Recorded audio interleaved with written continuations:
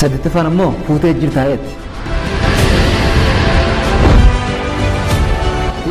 Aartiin agarsiistu isaatu beekama. Maaliif yoo jette miirri inni dalaguu fi miirri inni aartiidhaaf qabu irraa mul'ata. Ammoo takkaa jaalalsi qabdee ni beekti.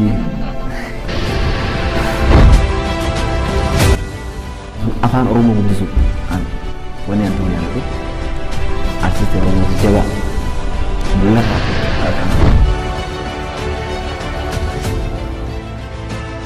Assalamu alaikum warahmatullahi wabarakatuh.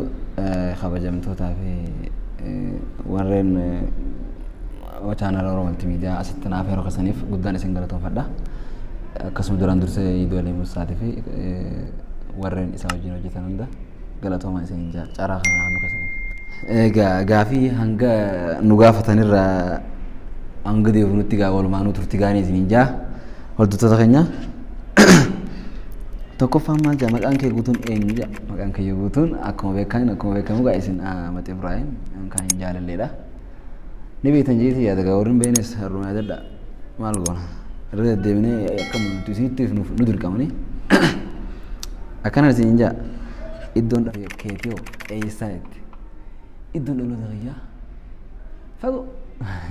fagoo gaanjoo asumaan argee iddoon dhaloota kiyyaa magaalaa Daagaa jedhamti achuma naannoo magaalaa Baddeessatti guddadhe achuma jechuun fageenya illee bakka biraa fageenyi gaa yoo qabriite malee wanni fagoon eessatti miti osoo warra yaani ilmoo dhayinaa bara yoo rina wajji yoo barbaadde jiraattan nuti bisaan jaa sadaffaa sadarkaa barnoota maalirra jirtaa maalirra jira barnoota fixeetiin jira barnoota fixeetiin yoo hafallee fida yoo jiraati lama sini gaa kudha sadii illee nama mana kudha shanii kasaan jiraa kudha jaha jiraati itti fixee barnoota gaafiin afuraffaan amma eessa jiraataa itti gaafiin afuraffaan amma bakkeen hin jiraadhu magaalaa Finfinneetiin jiraadha iddoo Boolii Mikeel jedhamtu magaalaa Finfinneettiin argama namni barbaaddan kun Boolii Mikeel keessa dhuftanii jaalalleennaan namaa miti muuniin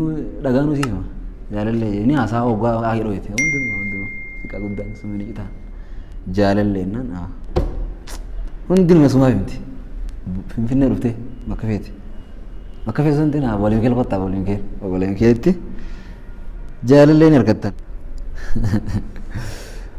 Gaafii shanaffaa maal jettanii beektanii waan haalaan jaalattuu fi jibbitii jetti. Namni waan jaalattuu fi waan jibbu hin qabne hin jiru. Wanni haalaan jibbu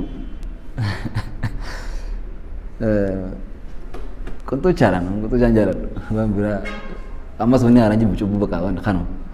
Cubbuun jaaladhu lamaffaa tokkoffaa qunxuuchaan jaaladhu wanni lamaffaa irratti cubbuu waan takka waan kijibaa waan kana waan takka osoo dhugaa dabsanii fakkeessuu kanu saniifuu ammas nama tuffatu fa'aa ilma namaa kana hin jiru xiqqeessanii ilaaluu nama tuffachuu waan kanaan fedhu wanni nan jaaladhu asirratti wanni nan jaaladhu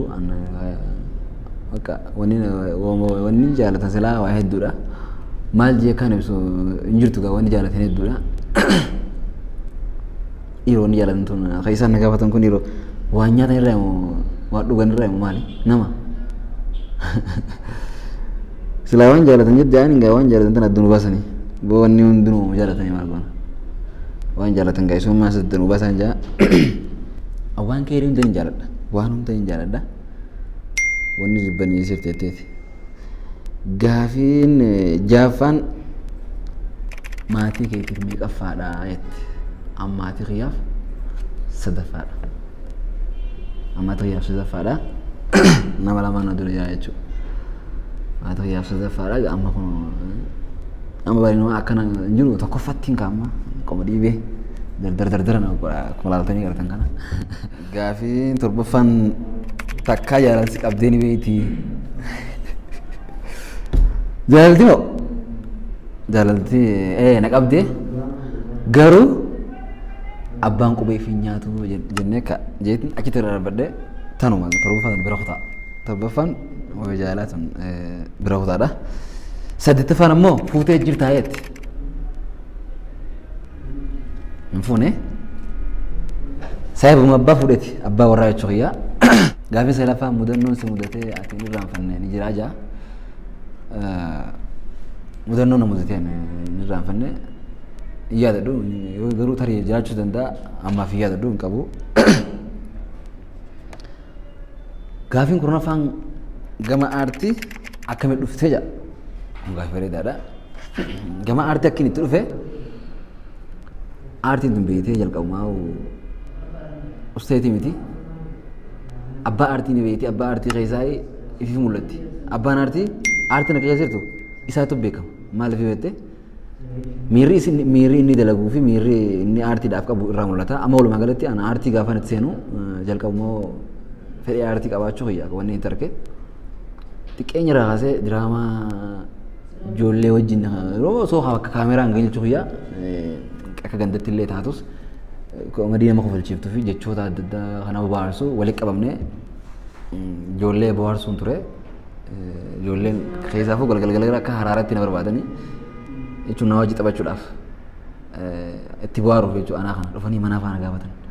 Hin jiru eessa kana na barbaadanii osoo jiruutti deemanii maqaa diraamaa ijoollee yaaman ijoollummaarraa maqaa kana garuu fudhannee osoo jiru deemee diraamaa ta'u karaa silkiin waraabuu eegalle osoo jiru suugaa Oromoo Multimedia Production chaanala jiru Fa'iiduun Alii Musaa bana tokko jira achirratti diraamaa